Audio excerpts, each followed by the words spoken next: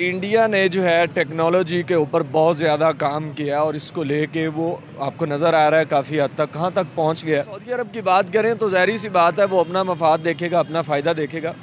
हम क्या फ़ायदा दे सकते हैं, हमारा मुल्क क्या फ़ायदा दे सकता है, अवाम बता दे कि हमारा मुल्क जो है उनको क्या फ़ायदा दे सकता है। हमारे तो नौजवान बाहर भागते जा रहे हैं। बाहर सर इतने भागते जा रहे हैं, अब देखें कि मुल्क की जो है सूरत हाल को देख के भागते जा रहे हैं। हमारे साथ ट्रेडिंग क्यों नहीं है सऊदीया की?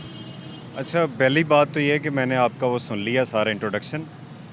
ये जो मामला है ना कंट्रीज़ का आपस के दरमियान, ये इसको समझना पड़ेगा बिकॉज़ इंडिया का और सऊदी अरब का ट्रेड रिलेशंस भी हैं और पाकिस्तान के इंडिया के साथ चूँकि पिछले 10 सालों से नहीं हो सकी वो बिस्मिल्लाहिर्रहमानिर्रहीम।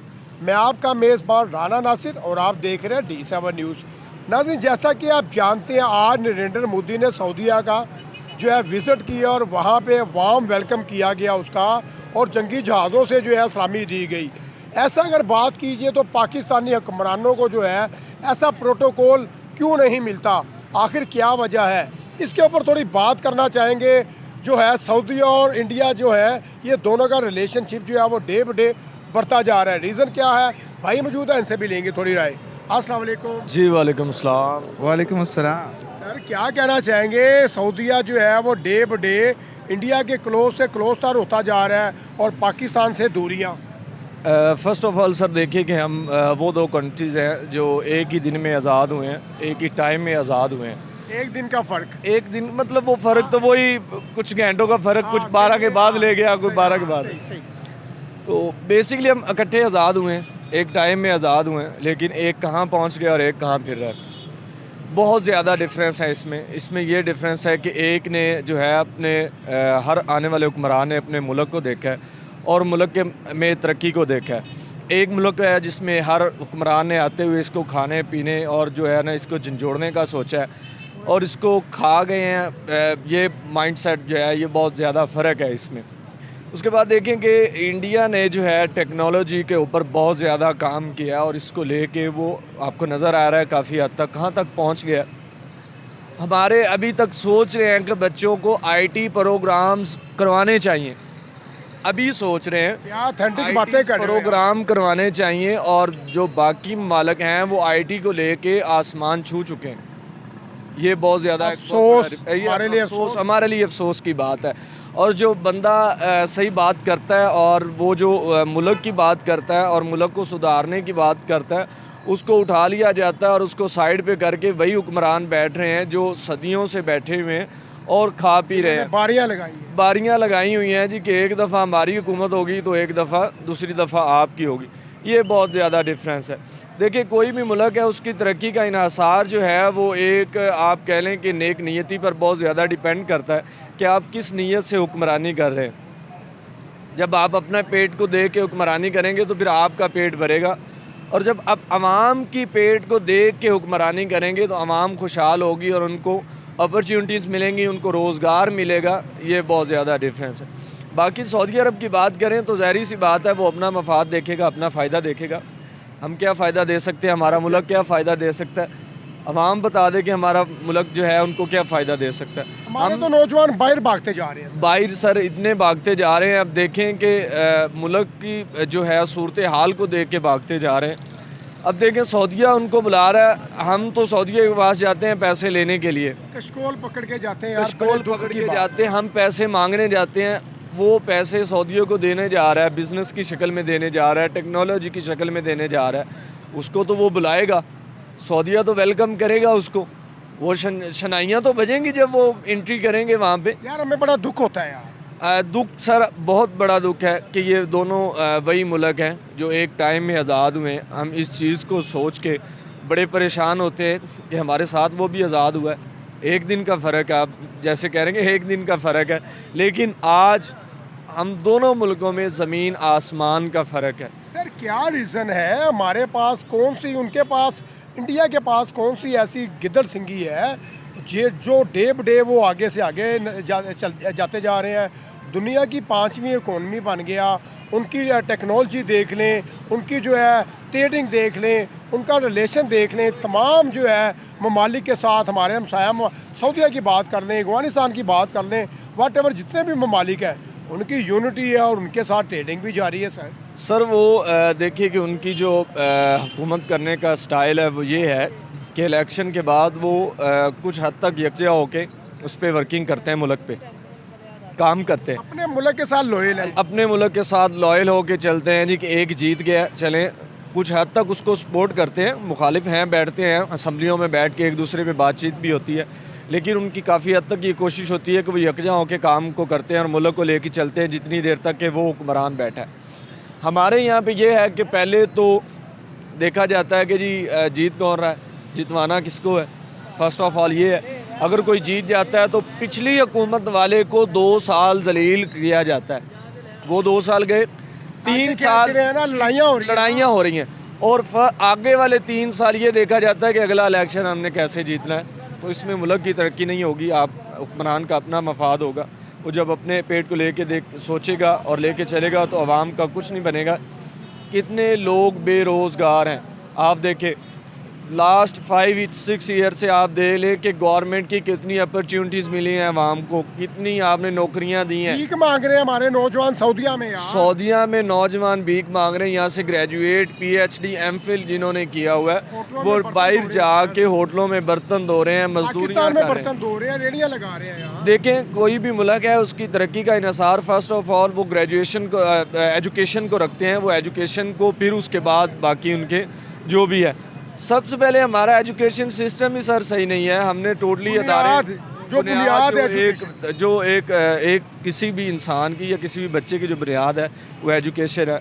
हमारा गवर्नमेंट कोई किसी भी अदारे में चले जाए, किसी भी स्कूल में चले जाए, आपको किसी से पूछना नहीं पड़ेगा कि क्या हाल है उसका, आप खुद वो चीख चीख के पुकारेगा स्कूल के मेरा क्या हाल है। सबसे बड़ी ये वजह हमारी देख, हमारी तालीम बिक रही है, हमारी तालीम इस तरह बिक रही है। देखेंगे अब एक बच्चा जो है वालदान जो है वो प्रेफर करते हैं कि प्राइवेट स्कूल में मैं बच्चे को पढ़ाऊँगा, गवर्नमेंट में नहीं पढ़ाऊँगा।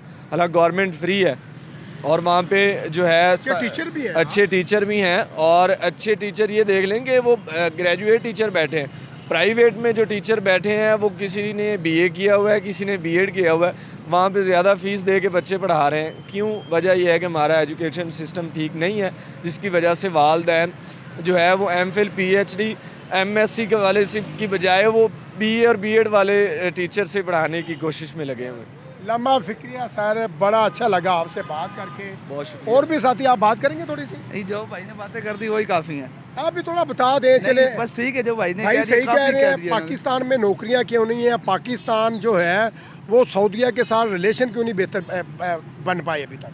बस पाकिस्तान में यही जो आप देख ही रहे हैं, लोग ग्रेजुएशन की हुई है, होटलों में काम कर रहे हैं, दुकानों पे सेलमैनी का काम कर रहे हैं, कुछ ने फ्रूट्स वाली रेडियाँ लगाई हुई हैं।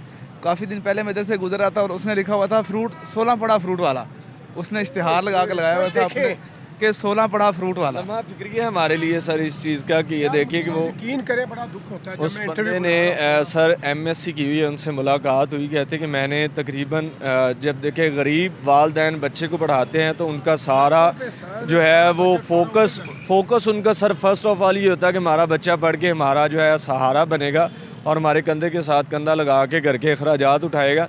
जब उसको MSc BS या करने के बाद कोई रिस्पांस नहीं मिलता तो उसके पास मजदूरी बचती है, उसने घर का निज़ाम चलाना है। हाँ, बिल्कुल चोरी से बचे हुए हैं, चोरी से बचे। लेकिन यार दुख, आपको दुख हुआ? जी बिल्कुल दुख हुआ। उन्होंने MSc मैथ के साथ की हुई है, देखें तो फिर ये जो फ्रूट बेच रहे हैं, फ्रूट बेच रहा है। फिर अगर बात कीजिए इंडियन प्राइम मिनिस्टर जो है वो सऊदीया में जाते हैं, उनका वार्म वेलकम होता है, तो क्या हमारा दिल नहीं दुख रहा होता? बिल्कुल दुख रहा होता है। जब इंडियन जाते हैं हमें इस चीज़ का दुख होता है कि सऊदीया में जा रहे हैं, उनका वेलकम हो रहा है, अच्छी तरह उनको प्रोटोकॉल दिया जा रहा है। हमारे प्राइम मिनिस्टर का इस तरह से जो है वार्म वेलकम क्यों नहीं होता?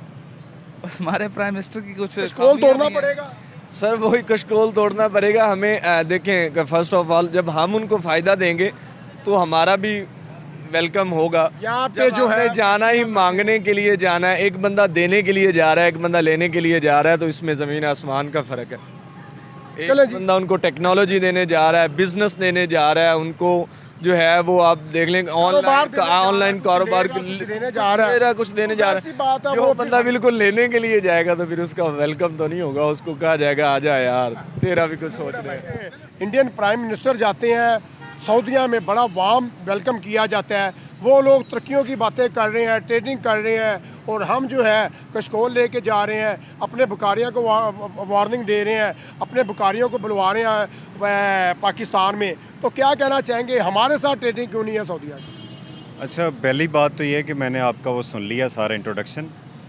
ये जो मामला है ना कंट्रीज़ का आपस के दरमियान, ये इसको समझना पड़ेगा बिकॉज़ इंडिया का और सऊदी अरब का ट्रेड रिलेशंस भी हैं, और पाकिस्तान के इंडिया के साथ चूँकि पिछले 10 सालों से नहीं हो सकी, वो एक अलहदा बात है। IT के स्टूडेंट बाहर भागते जा रहे हैं, हमारी जो टेक्नोलॉजी है जिनके पास, हमारी जो यूथ है वो बाहर भागती जा रही है, प्रमोट नहीं किया जाता।